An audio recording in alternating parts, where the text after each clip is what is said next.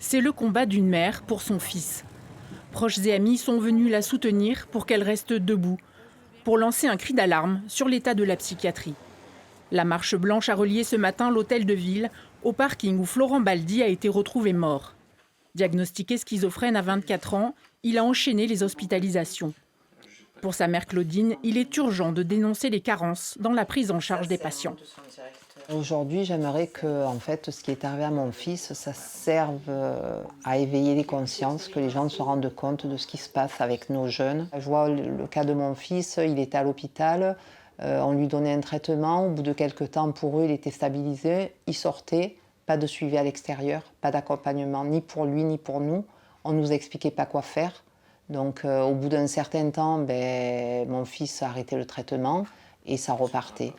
Interné, Florent, à qui il arrivait de fuguer, suppliait sa famille de le sortir de l'hôpital.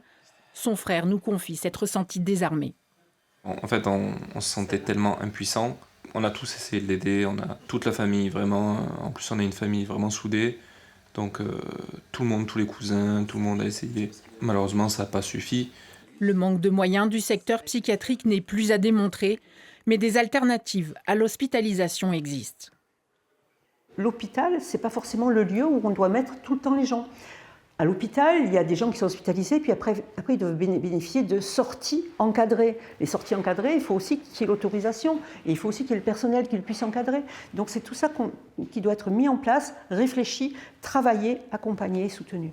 Ce combat est aussi désormais celui de la famille de Florent Baldi. 2026 comme 2025 sera l'année de la santé mentale en France.